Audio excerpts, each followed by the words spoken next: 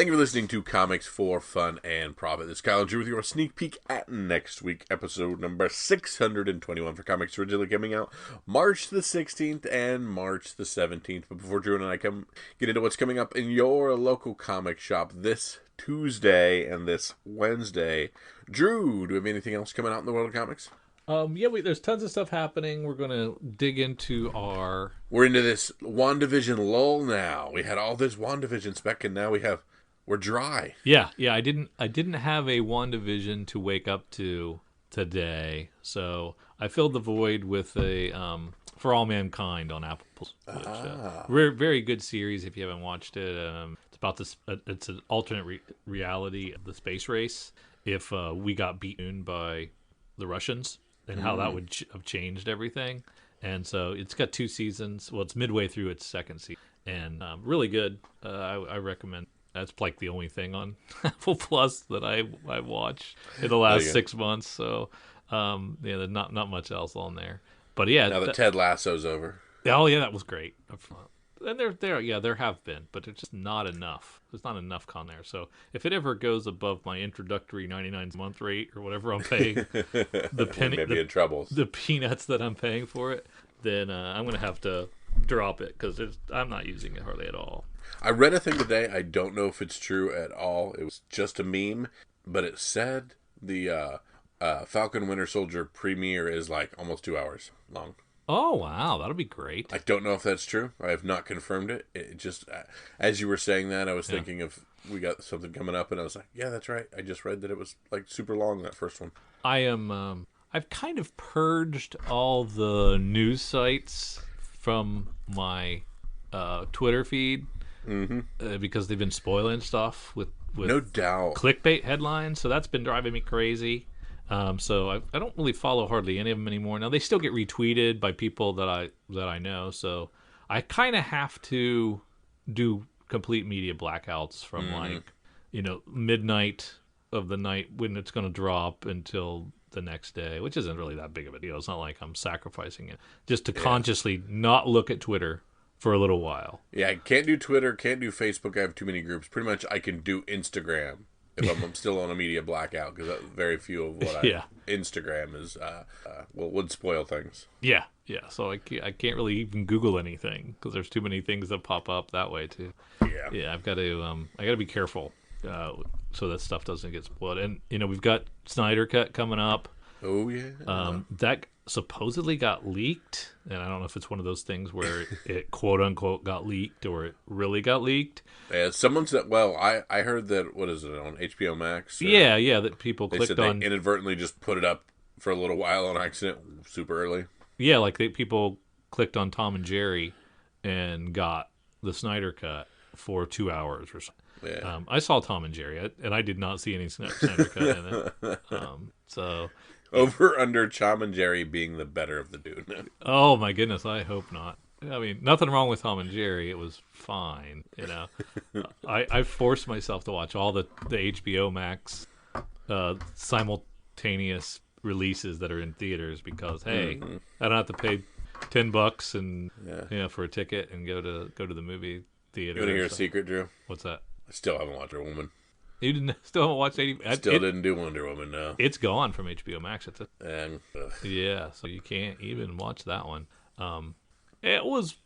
No, I can't say that it's a big deal that you missed it. I think whatever format you end up watching it in, I think it'll be fine. It was okay. I heard they didn't lean into the 80s, and as soon as I heard that, I lost so much interest. They had some scenes, and then it kind of went away.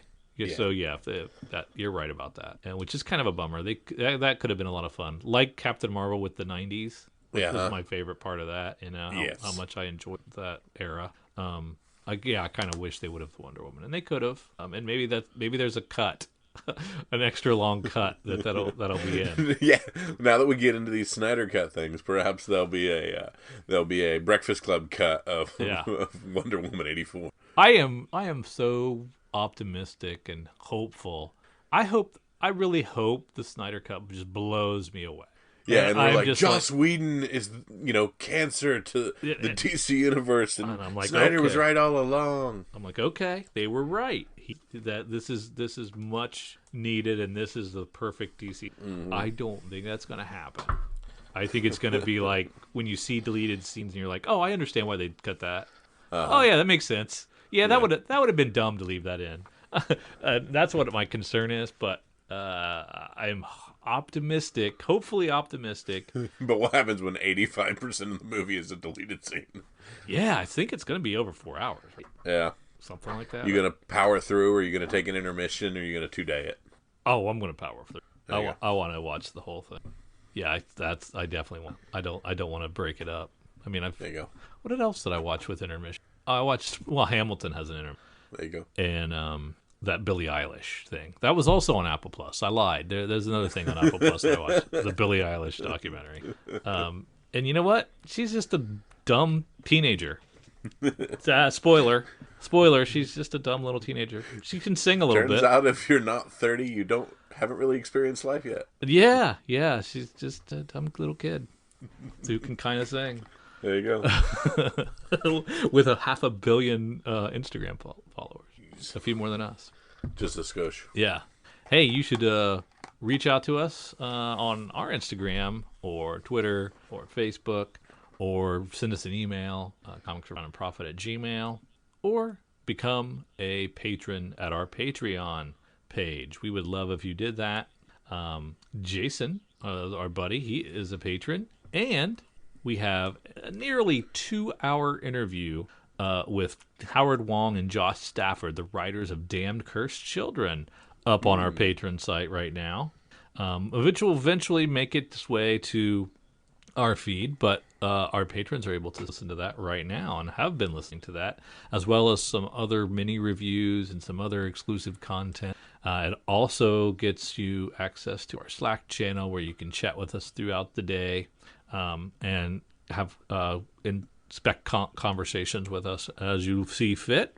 And being a patron, in addition to those things, unlocks some stretch goals for us and enters you in our slab contest, which we're going to be pulling the first winner of that sometime this month, probably by the end of this month. End of March, we'll pull our first winner.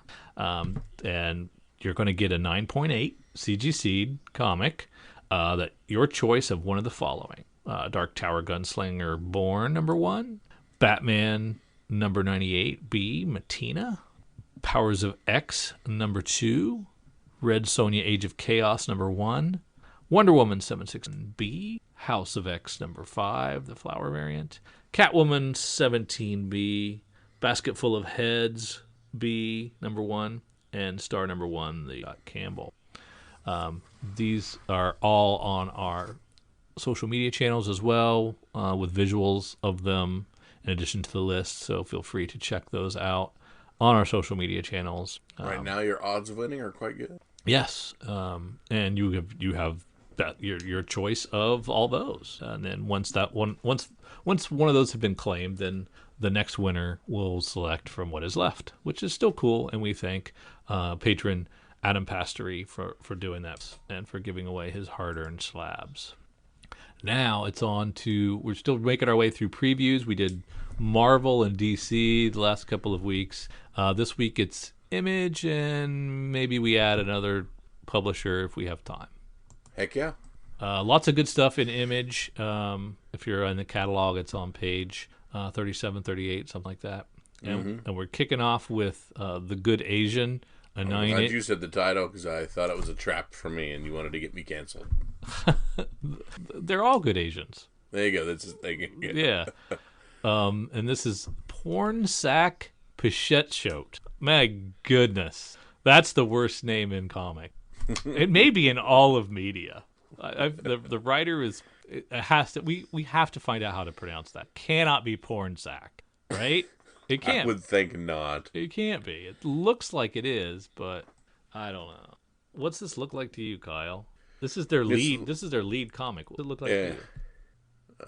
Following Edison Hark, a haunted, self-loathing Chinese-American detective on the trail of a killer in 1936 Chinatown. The Good Asian is a Chinatown noir starring the first generation of Americans to come of age under an immigration ban. The Chinese, as their besieged by rampant murders, abusive police, and a world that seemingly never changes. Sounds like an interesting time frame for it. You normally love noir. Yeah. I think I'll probably for sure pick so. It's definitely something that I'll probably read. I just don't remember a lot of porn sack stuff that I've read. Yeah. You know? So I was looking at some of the pages, the art pages, they all look pretty good. That style's fine with me, and it looks noir-y. So that's pretty then we shoot down to another gem of the month. This is Time Before Time. This is Declan Shalvey and Rory McConville working on the writing together with art by Joe Palmer and Chris O'Halloran. This is sci-fi crime, and it's 2140. And to escape a world with no future, many turn to the Syndicate, a criminal organization who, for the right price, will smuggle you back in time to a better life. That's cool. Where are you going, Kyle? Where are they smuggling you? I'm going to the early '90s. Nirvana's still around. I've still got a beautiful flowing head of hair. The world is my oyster. I know to invest in Google. The world is my oyster. I have no internet now. I have no internet. Oh yeah. No emails to check. So is that okay? But that's where I'm going. I'm heading back there. I'm working at the record store. You know. Listening to a little Alice in Chains on when it's my choice to pick the music we listen to. That's where I'm heading. Where are you going, Kyle? Wow. I'm going like straight 50s. Wow. I think that didn't say in your lifetime. Is it my lifetime? Yeah. So you got it. You got like 80s, early 80s up. Yeah. To choose from. I'm going straight 80s then. You are.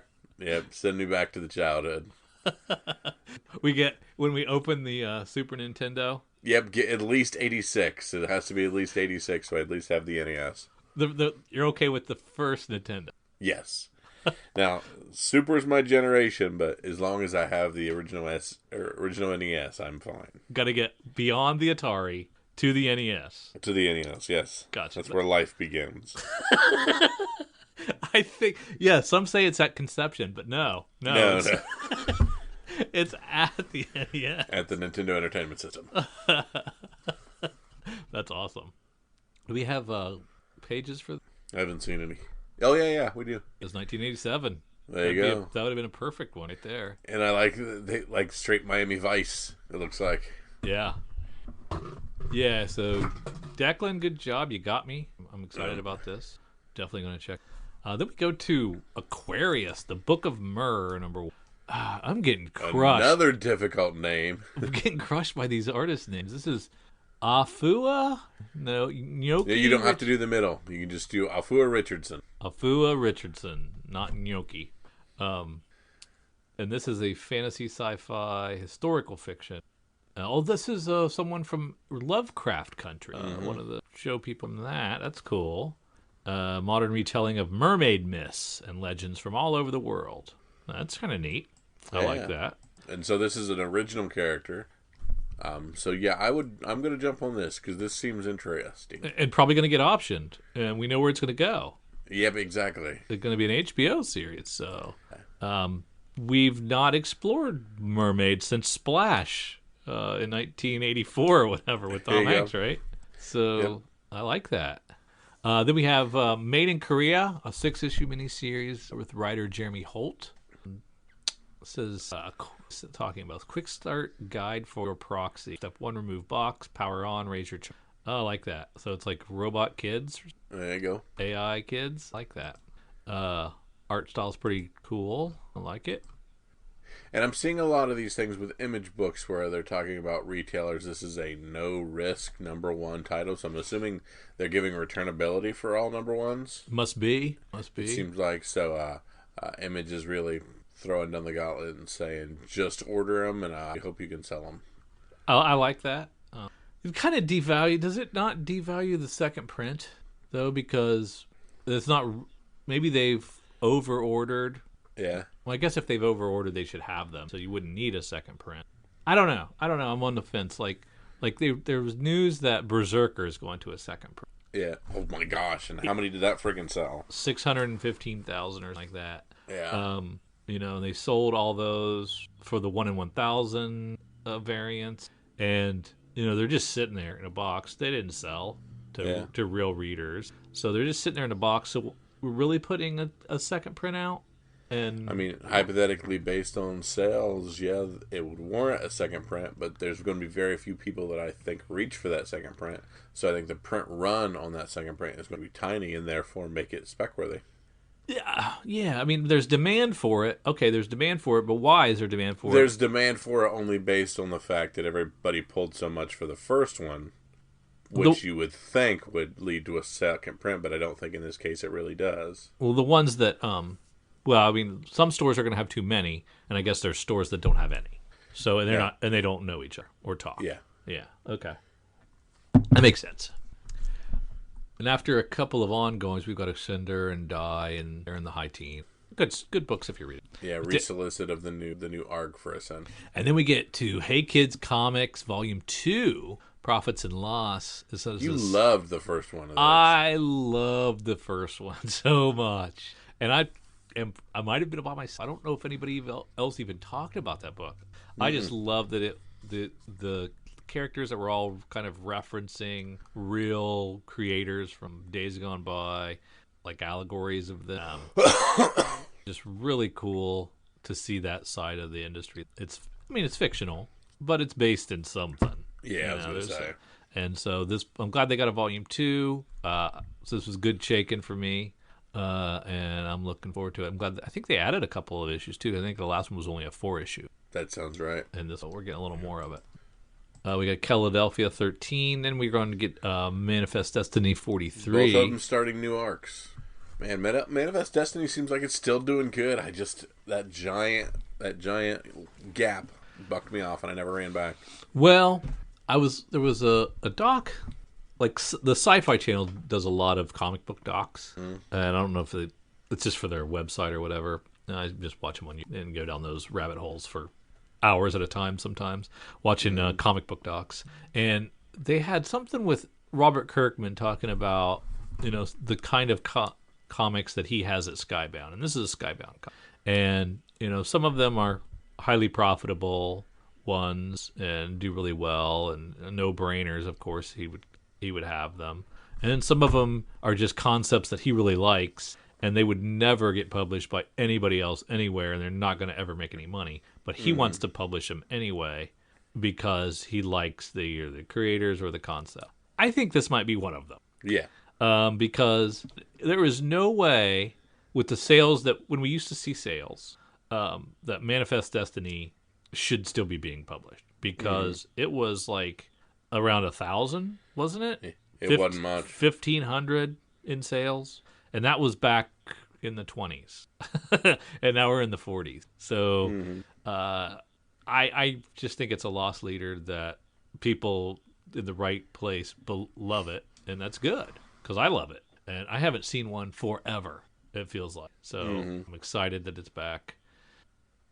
Go is my quarterly plug for go grab the $9.99 trade for the first 6 issues. It's awesome, or the 99-cent issue 1. And this was a comic very much designed with the issue by issue format, because it had cliffhangers every 26 pages. So every floppy ended on a big splash page for the next thing, and it always was like, whoa, I'll be grabbing that next one, that's for sure. Yes. And then we go into North Force 0 issue. This is an Eric Larson book, very reminiscent of Savage Dragon. I'm guessing it's that is Savage Dragon. A Savage Dragon super team that's like Alpha Flight. That's what I was thinking. I'm guessing. Looks fun. This may have already existed in the Savage Dragon. This is something about Savage Dragon 259. Reformatted, spotlight the team. Yeah, so they're gonna expand it a little bit into its own issue. That's fun. Glad to see Eric Larson stretching his wings a little bit and doing more work. Stretching his wings a bit, doing more Savage Dragon. Well, yeah. I mean, I always loved his Spider-Man stuff back in the day. I read some Savage Dragon, but it was never really much. Yeah. Then we get into Stillwater, number 7. This is I love. It's going to be a great. I know it's going to get optioned by somebody somewhere. Mm-hmm. It's going to be a great series. And this is Chip's Yeah. second arc, so we'll see if he had anything beyond the first. Yeah, I hope so. It must be doing okay. Crossover. The first volume's out. This has been fun so far. I think I'm only on 4, maybe. I read the first one, and I liked it. There's no reason I didn't. Yeah, it gets better, especially if you've read the source material that it makes appearances. Mm-hmm. It's a lot more fun now. If you don't know some of those, maybe it doesn't make as much sense to you, or it doesn't really hit home as much. It's pretty fun. Ooh, hardcover number 2 for Low. That's cool. Low 16 through 20. Yeah. I finished up. I liked the ending a lot. What number was the last one? 26, the last one, or no? It went longer. No, that might have been it. Is it okay? Yeah, that might put Yeah. That's the end of it. 26, the end. Yep. Put it right towards the end. Looking forward to that one too. And I'm not sure what's spring into action. Oh, this is a bunch of trades being offered again. Yep. The old Chrononauts and some stuff. Moto Crush, Girl Babstar. Well, some of the stuff could have fell through the cracks, and now you get a chance to take a look again. We Stand on Guard. Pick that up out of the pile. Yeah. Huck, highly recommend that as well. Bliss, I missed Bliss entirely somehow, and its final issue isn't coming out. Oops. Sorry, Sean. Yeah, I didn't mean to. Got a Deadly Class sighting coming up. 46, that's great. Yeah, that's great. Department of Truth, well received. I've heard great things. I need to probably go back. I'm enjoying Firepower still. Yep. Don't sleep on issue 2 of Jeff Johns' Geiger. Yep. We're still getting 3 covers for Geiger, so that's awesome. Did I know Ha was a 6-issue series? I think I probably said 4 issues, and I must have been wrong. I remember saying it was a 4 issue, or thinking in my head it was a 4 issue, and I don't know if I heard it and they changed their mind, or I just misheard. Could have been either one. Little column A, little column B. Yes, exactly. And those number 2s there, Helm, Great Castle, and Home. Mm-hmm. I'm not familiar with those, so I'll wait until I read those first issues. Sejic doing the cover B. Jules Verne's Lighthouse number 2 as well. I mean, I don't understand why you, like, with all the data we have on miniseries, and the struggles it is to sell a miniseries, why you would sell your comic as a mini. I mean, just roll the dice and hope for the best, right? That's what I would say. And you can always kill it at the end of the arc, and you'll have the sales data by then to know. But why would you? I mean, unless they just have a little tale to tell, and that's it. They don't want to tell any more than that, or they know. But if you hit 50,000 copies on that one, that first one, you're pushing forward, or you have the ability to push. But if you've already called it a miniseries, then what are you doing? Are you relaunching it again? I mean, I know things like Top Cow, their model has always been make a mini and then relaunch a mini with a colon, and then know that your number one's always going to sell more.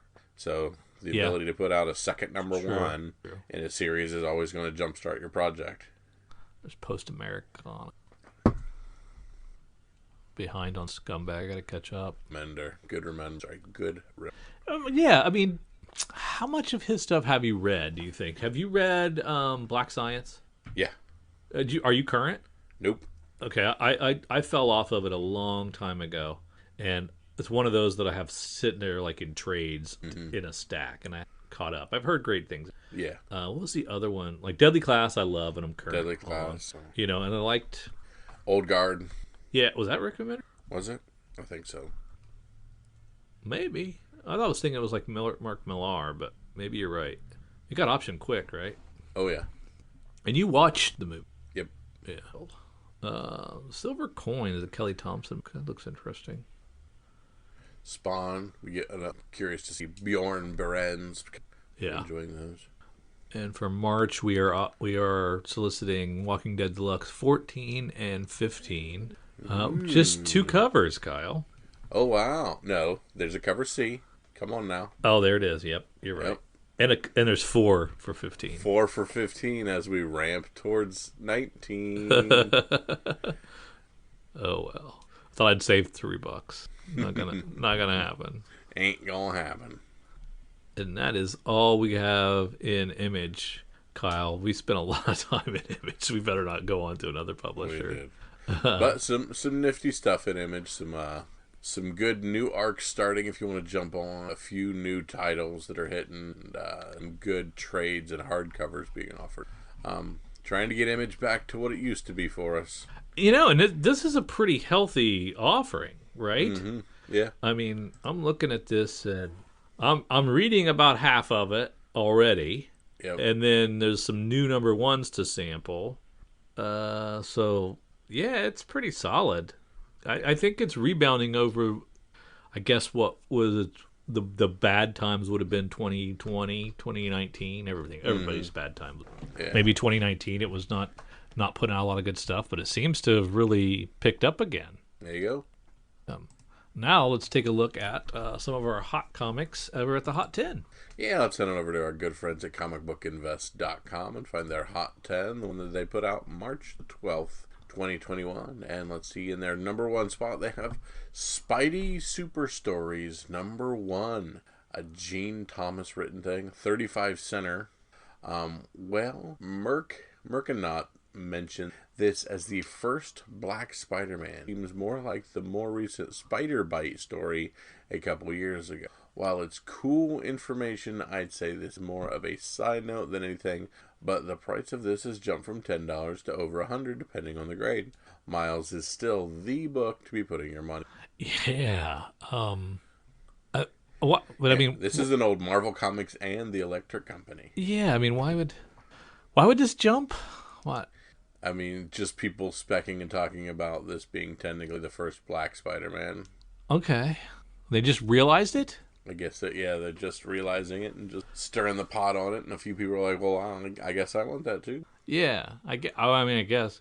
Hey, go read some of your old comics and then point out something that's in them. Yes. And then see what happens. Maybe that comic will rise in value. There you go.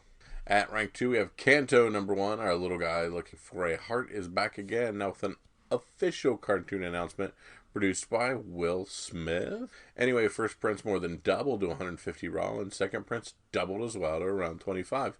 I think I still have this. Well, you should not. For 150 raw, you should be selling it. I should be, yeah. A double. Pop Kill number 1, the Adam Hughes Kickstarter variant. So here we have a Kickstarter book. 200 to 250 is pretty impressive bump from a $40 buy-in. This is reminiscent of Hughes 5 years ago. I like it. That is very nice. Yeah.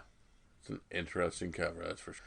At rank 4, we have Captain America 323. All-time highs of 600 for 9.8, 350 for 9.6, and 150 for 9.2 are being hit because of the first appearance of John Walker in the upcoming Falcon Winter Soldier show. So Marvel released 4 posters for the show, and John Walker wasn't one of them, but Sharon Carter was. Why isn't TOS 70, Titles of Suspense, I assume, 75 seeing the same increase? It is just that much harder to find, maybe?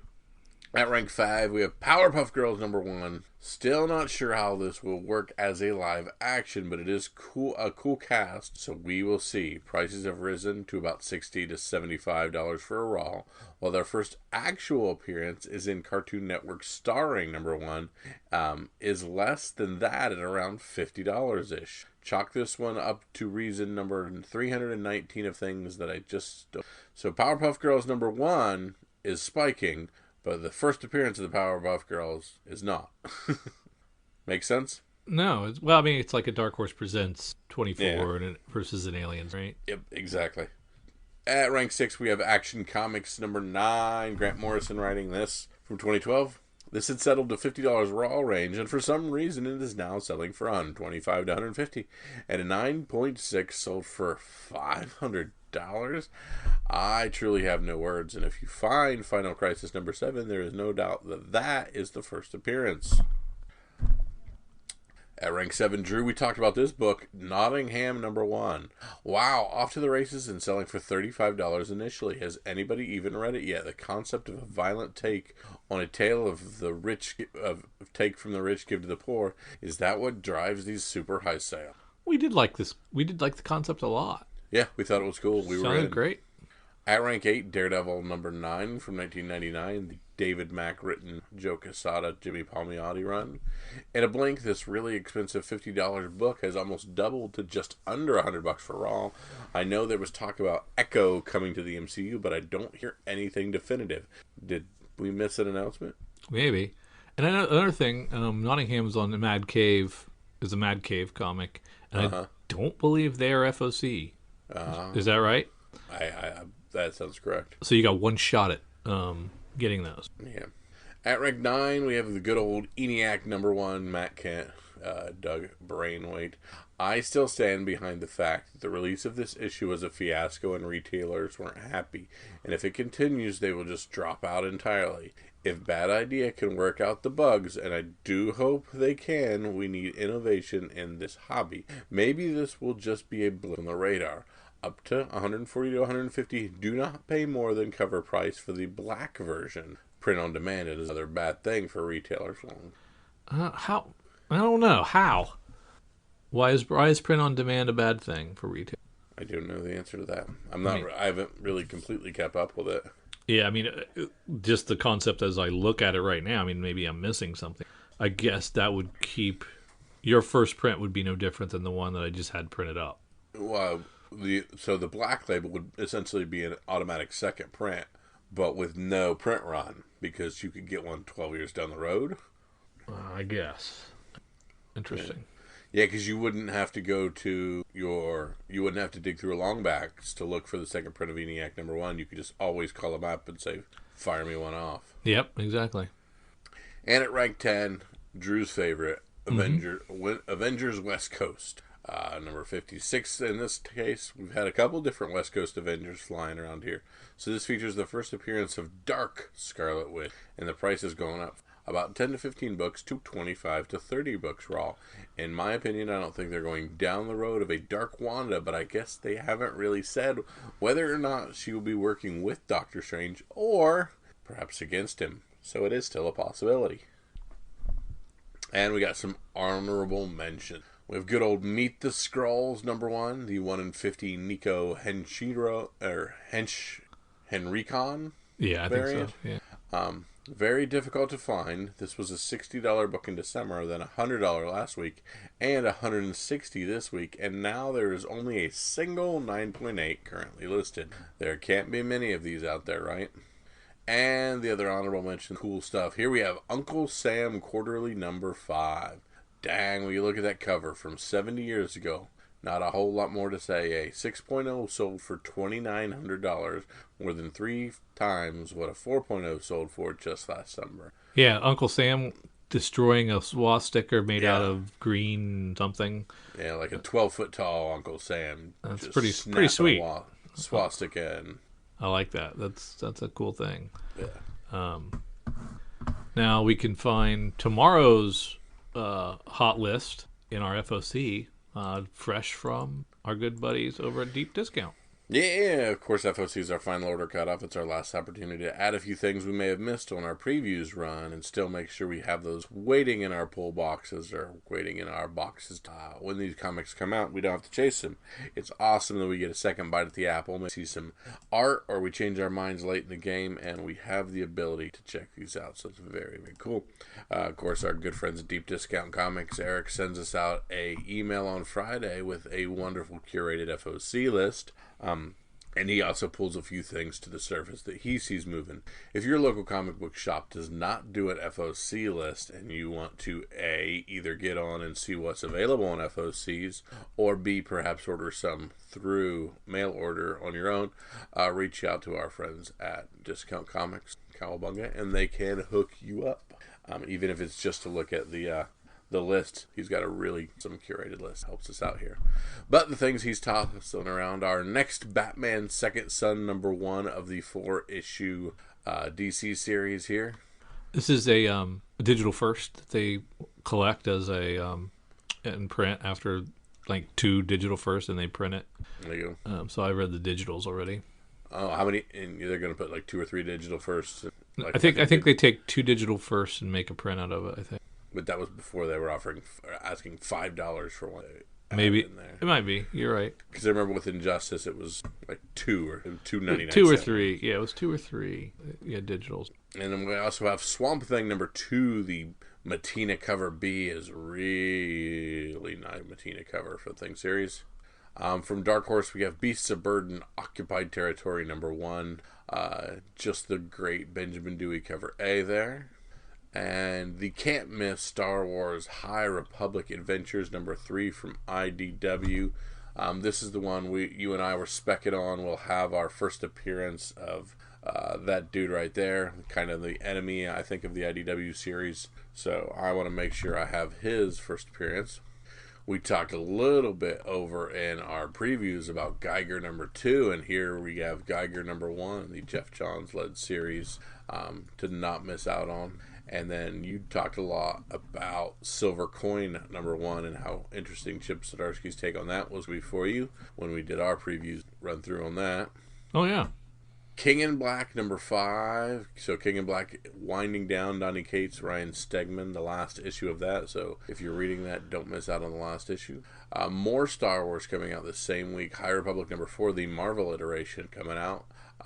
We see our dude there, maybe turning bad, making his dark side swing, looks like, on the front cover there. And we have Boom Studios rebooting the Magic the Gathering series. With Magic the Gathering #1 with a Matteo Scalera cover. And Cimmerian Iron Shadows in Moon #1, the Brian Level cover A from Ablaze. Now we are getting the Batman Fortnite 0 point #1s offered again. Yep. On FOC. They want to make sure everybody understands. And I got a comment from Mike Myers about this, and he said that the deal with these is you buy this Fortnite comic and you do get a free skin for the game. Crap. It might be exclusive. I didn't do enough research because I don't know if there is a skin per cover or a skin.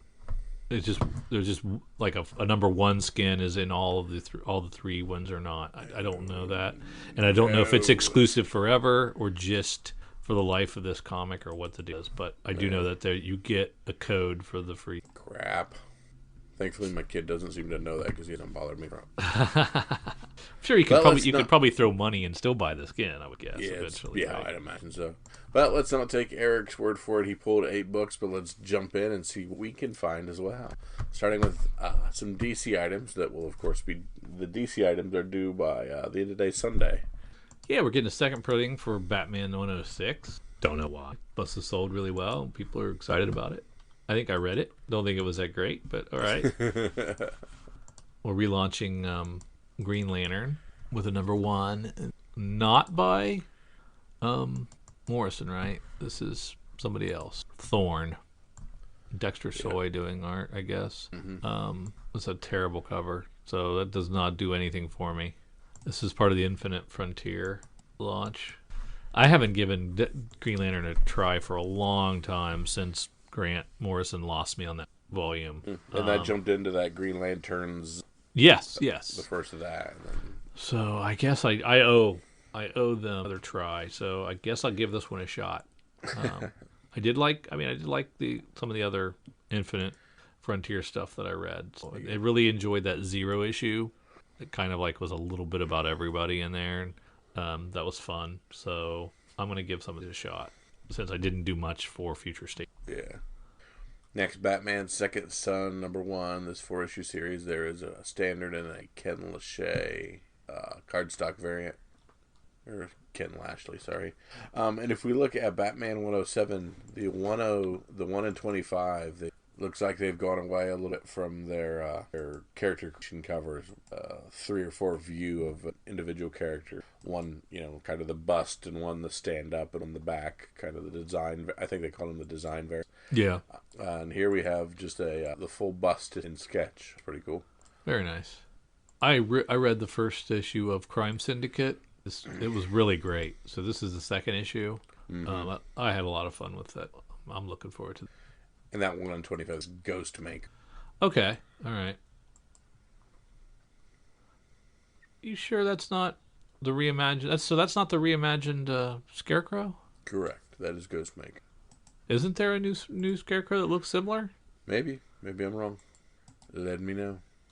I mean, there are so many Batman books, and Yeah. it could be a different continuity that I'm thinking of. I don't even know. I can't keep them all straight. Yeah. Because DC prints a lot of Batman. I have a confession to make. What's that? You know how you give me crap all the time about my anti-cartoon stance? Yes. Okay, so I broke down and watched The Killing Joke Oh yeah. on HBO Max. Uh-huh. It was great. But they went a little weird with Batgirl's relationship. Yeah, that was pretty crazy. I had forgotten about that controversy. Yeah. And I was like, "What?" I thought that was great. You're right. It was That great. that isn't Ghostmaker. You're right. That is the new Scarecrow. Ghostmaker Okay. is the vigilante guy with sword. Yes. And so I watched that and loved it. And then I was like, "Oh no, Kyle." Yeah. And so then, like, it's just like, if you like this, you might like this. And HBO Max has every de-animated thing. So then I watched the first step of Harley Quinn. Oh yeah. And I was like, oh, this is great. I mean, it's Yeah. like dropping F-bombs. Yeah. And like, who greenlit an R-rated Harley Quinn cartoon? I guess DC did. Absolutely. And I did not hate it. And I was like, wow, this is too bad. I got to tell Kyle that I have bursted my cherry or whatever on these animated features and series, and There is a lot of rabbit hole to go down. there is way too much of it. I don't know where to go next. I know, I owe you some Star Wars. Yeah. So, but yeah, HBO Max is just chock full. Yeah. Holy and it's moly. just sitting there, and you're just like, well, might as well, and then you're in. Yeah, I thought, well, I'll just start Killing Joke and see if I remember it. And like, they added some stuff at the beginning that I didn't remember to like make it into a feature. But then they got there, and I was like, oh, this is great. They are really all the major like cover images perfect and done really well. I guess it got a really bad rap, that animated version of Killing Joke. Because they changed some. But I thought it was great. Yep. Yeah, and there was no crack at the end. Yeah. There was no crack of the back at the end. Leave it a little more. Anyway, sorry, I got a little sidetracked there. Do you have anything else in DC? I've already moved down into some of the Dark Horse books and looking at the Beasts of Burden on Occupied Territories. Is that one of the ones that were selected over there that I didn't look at? Yeah. The cover A was, and then out the cover B. Evan Dorkin. Okay. I read the first issue of Dead Dog Bite, and that's Tyler Boss. You know, who was with Matt Rosenberg on Four Kids Walk Into a Bank. Oh yeah. You remember that art style? How it was like some 9-panel grids, and it was kind of a just a unique style of the way he told it, and it had like a humor in the artistry there. Oh yeah. It's just like that. That's cool. Yeah, so it's really good. But with dogs. But not, yeah, I mean, it's not Four Kids Walk Into a Bank, but it's Tyler Boss running the show. But I really, really liked it in the art style. I love his art style. So I'm really glad I picked that up. And too bad it's only a 4-issue miniseries to be one favorite up and comer. Very awesome. The second issue of War Fallen God. That was your sneak peek last week, wasn't it? Yeah, the first one.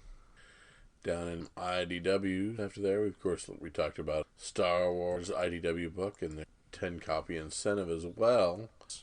Going in on that because a powerful new adversary called the Nihil arrived. So again, we're looking to get we got kind of a shadowy little appearance in the first issue, and this is probably our first full appearance of him. So if you want to have that, this is the place to get it.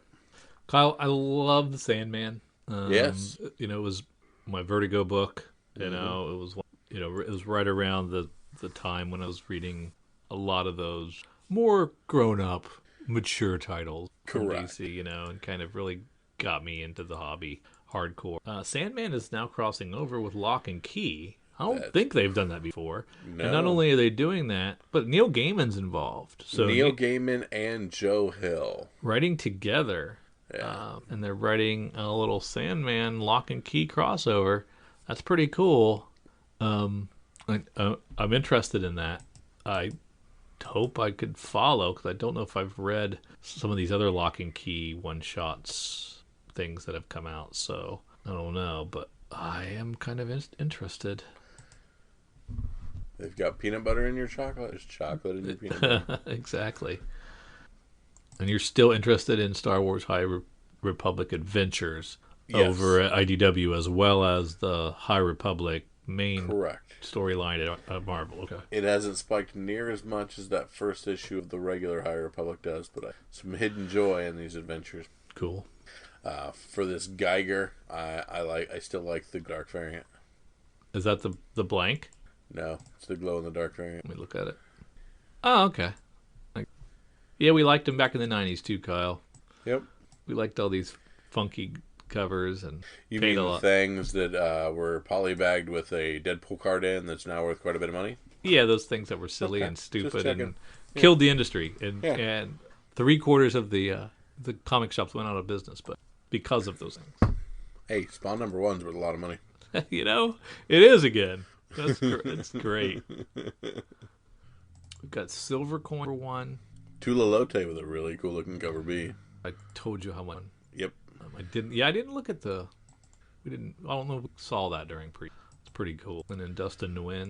No, Maria Nguyen. Maria Nguyen. Yeah, I'm excited about that one. Now, on this Amazing Spider-Man 63, the Weaver design variant is the design of our new costume. So while it's expensive and it's a leap, it is the design variant new costume, which I hate. And it's $50. Correct. Yeah, I'm not doing that. Yeah. But it will spike. Maybe. Nope. Just told you about it. When do you think they're dumping this new costume? Now. I mean, do you think it's going to stick around for a year? Or? For a little bit. Yeah. We were excited for X-Men Demon Day from our girl Peach Momoko. Yeah. And sure enough, we got 2 second prints already. Both the J. Scott Campbell and the Peach Momoko going to second prints. Both with different covers. So buy those. So please buy those. Yeah. Yeah, Kyle, you're the Marvel guy, man. What's going on? What's in Marvel that I'm missing out on? We're just waiting for King in Black to die and something good to happen in a couple other series. X-Men to do something fun, and we're waiting for the end of Venom to see if anything big happens towards the end of it. Yeah. And you read any Avengers? No. I dipped in for your Kanju. Yeah. And then I dipped right back out. Did you? Yep. I don't know that I've read all of them since the Moon Knight arc. Peach Momoko with a cool She-Hulk cover on Avengers 4. I mean, she's obviously not as popular as she once was, but still doing some... You still like her, right? Oh, I love her. She does great stuff. But buy what you love, man. Don't worry about the money. You can do both. You can do both. Yep. It's all for me and Marvel, sir. And we got Casual Fling, the 3rd issue. That first issue was great. I still haven't read the second one. I need to. It's stacked up there. Resistance, I heard, was great. That's what I was just about to say, yep. I missed out on that first volume and never finished it, so I missed out on that. Circle back around to that. Now there's the Berserker second printing. Kyle, you think it's a foil? Do you think we should, this is something to get? There's so friggin' many of these around. I bought way too many of the first issue. But I can't see anybody needing second prints, so there shouldn't be very many of this second print. It should be a very low print running. Yeah, and our discount is not great on it, so it's like $1 off. Yeah, moving on. I'm going to wait to pick up the extra regular #1 first prints for a quarter. Yeah. From Boom, we have The Many Deaths of Layla Starr. A powerful new series for fans of The Wicked and Divine and The Dreaming from Ram V, Justice League Dark, and Felipe Andrea from Captain Marvel that explores the fine line between living and dying in Mumbai through the lens of magical realism. Oh, Mr. V, I'm sorry. I know Wicked and Divine. I read all of Wicked and Divine. Yeah. And you, sir, are no Wicked and Divine. Well, click that cover B. Oh, they do. What were you talking about? Well, the death foil variant. Yeah. That gives me vibes of Wicked and Divine. All right, never mind. Okay, all right. I did not mean to. Your opinion's not valid. To step where I should not have stepped. Maybe it has. Maybe it is the Dreaming though. It does look like the Dreaming. I'll give you that. Tom Taylor's 7 Secrets #7. Shouldn't this be the Secret 7 variant? I would think so. This should be the one to have. 7 should be a big deal in this one. I would think. I am not big into the Cimmerian Iron Shadows in Moon from Blaze, but maybe. Yeah. So this is just another iteration of Conan, correct? Yeah. And that's it for me. I'm not seeing anything else that I need to have. Yep. Thanks for playing. Yep. Good stuff though. Yeah. A neat little FOC. Things not to miss. Drew, can you order me one more IDW Star Wars 3? All right. When you say it, wait. This is the Adventures, not Star Wars High Republic 4. You want correct? I want the Adventures from IDW. And it's not the incentive. You want the regular. Correct. Gotcha. I will make it so. Excellent. All right, Drew. Now's the point where we should head on into our sneak peek at next week. Yes. Let's start with our DC items. We can find those at lunardistribution.com, and we will scroll down to our new releases down there. Are they still offering these same second printings, or is that different second printings? Where are you at? For the Future State books. Too busy looking at Batman, Catwoman. I see Nightwing. Superman Red and Blue. Am I on the right one? Nope, I was on the wrong one. Never mind. Were you in FOC? Yeah, no, I was on a wrong date. There we go. There's my Nightwing. Tom Taylor led Nightwing. Yeah, and I think cover A is the one to have. Yep, it's a good looking cover A. These have constantly been craptastic. I think we found my pickup. Yeah, and I think a lot of people have got their hands on this ahead of time. Yeah. So this has been given to a lot of people, not this person. I didn't get access Nobody to it. gave us crap. No, I didn't get it early, but a lot of people got it early and they're raving about it. We've heard good things. There's going to be a first. We know it's Tom Taylor, so that's plus. We know there's going to be a first appearance of a dog in there that might turn out to be the new pizza dog. Who knows? There you go. We got a lot of things going for it. So, and it's Kyle's favorite character. Yep. I'm pretty sure you're going to pick this one, so I'm going to stay away from it. There you go. Appreciate it, sir. And then besides that, we have Superman in Blue. That's 6-issue series with fresh new vision, the Man of Steel. We'll see how that goes by a bunch of various artists. Anthologies are up and down. We expect this not to be up and down as well. Yeah. And then this did we determine if this Justice League is the first Bendis? I think it is. I think this is the first Bendis, so this is a big deal too. Between Nightwing and the new Justice League, I mean those are going to be my first reads this week. Yeah.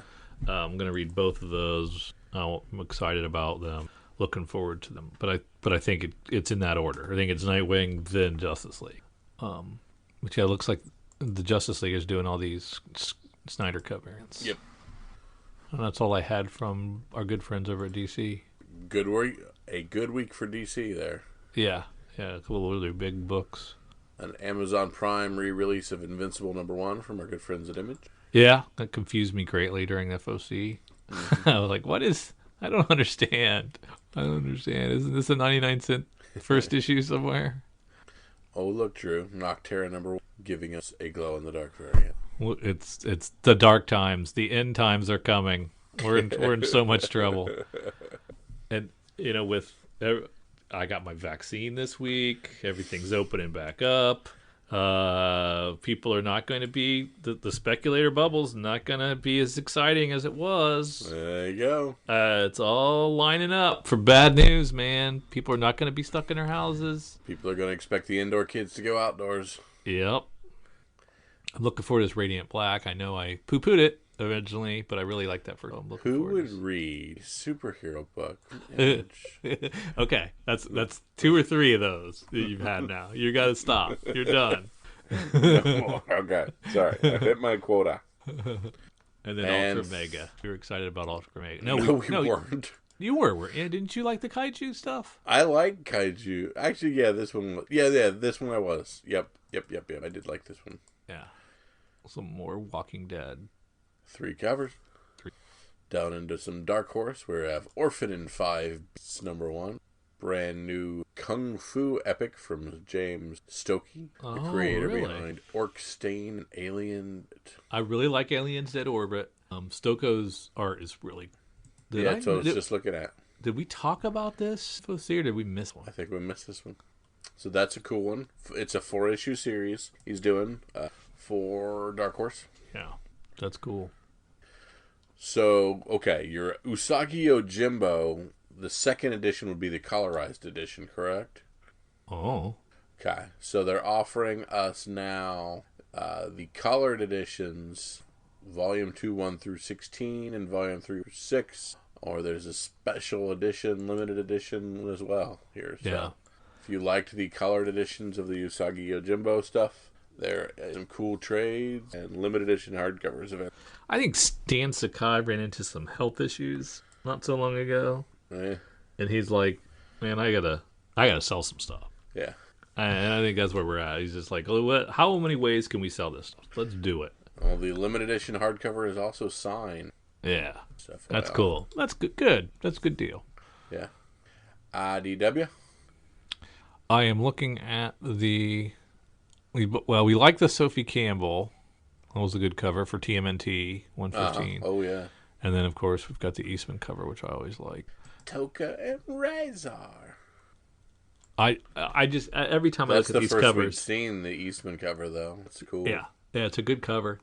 But, I mean, every time I look at these, I just can't. I think back to my dorm room in college and you having Teenage Mutant Ninja Turtles VHS tapes, just wearing them out, man. Oh, yeah. Yeah, you love that show. Oh, yeah. Such a cartoon. Kyle was visiting. I was in college.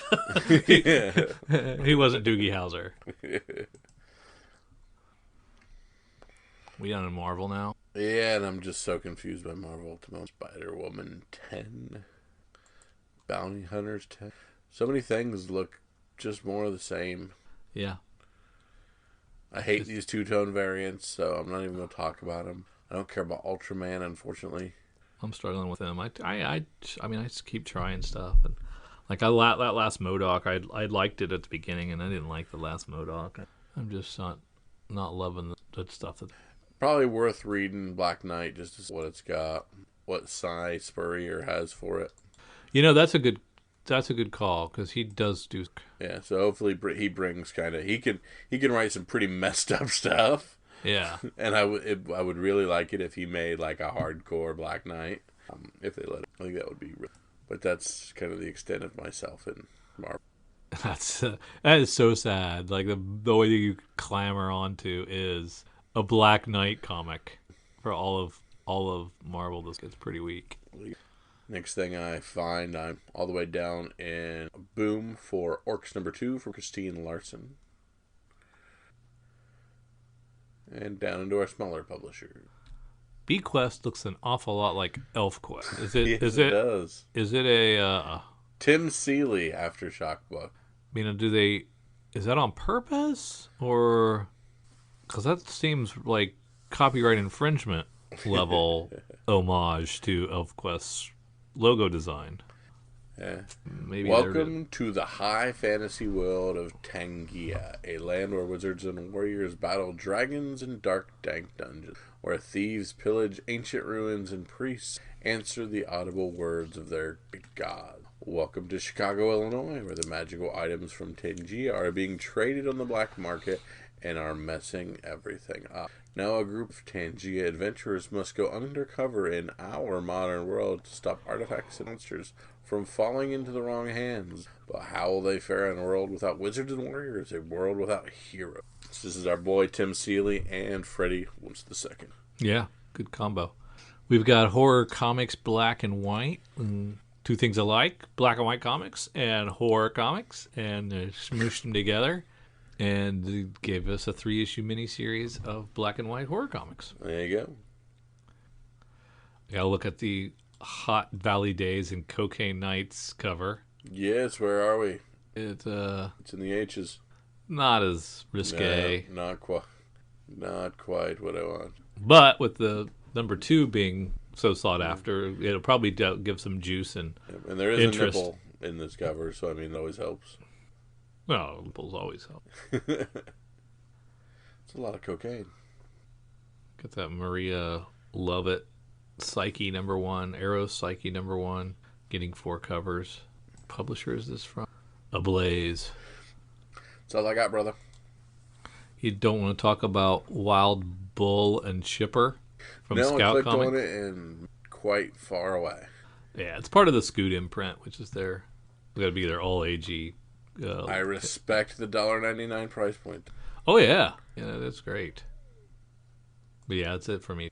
All right, Drew, then this is the point of the podcast. We're asking for your pick of the week. What's the one book you need to pick? Hold close to your heart because it's going to be the next thing. Spike and be worth money. You have to have it. I think I'm going to go with Justice League 59. And we're going to First go with business. two DC books because I'm going to go with Nightwing 78, cover A. I think that's pretty awesome. Yeah, it's been a while since we've done DC, and we're going to do a twofer. So, DC, we appreciate you switching creators and going in new directions and trying new things. And right now, you've hit a couple of nerves with Drew and myself, and that's a good thing. Yes, definitely. Can't wait to see this Nightwing dog. Yeah, have we built it up almost too much for you? Are you too excited? Like, is there nowhere for it to go but down? Still, I've never been excited for a dog, so no. We're not excited about. But aren't you excited about Tom Taylor taking over? Yes, that I'm very excited about. And you know but you've heard it's good. So it can't be worse than Rick. You didn't like that. No, I hated everything. You didn't like that run. I've hated everything since like 40 and on. So okay. I mean, it can only go up. Let's hope so. Yes. So thank you for joining us. Thank you for tagging along with Drew and myself through all of our picks this week. Find us on Instagram, Twitter, Facebook, Gmail. If you pick some other stuff out of this, let us know what your picks of the week absolutely are. Or if you agree and you are as well excited with the direction that DC is going this week, shoot us an email and tell us that, because we love a little confirmation that we are thinking the same thing you guys are. So we appreciate it for Drew and for myself. See ya.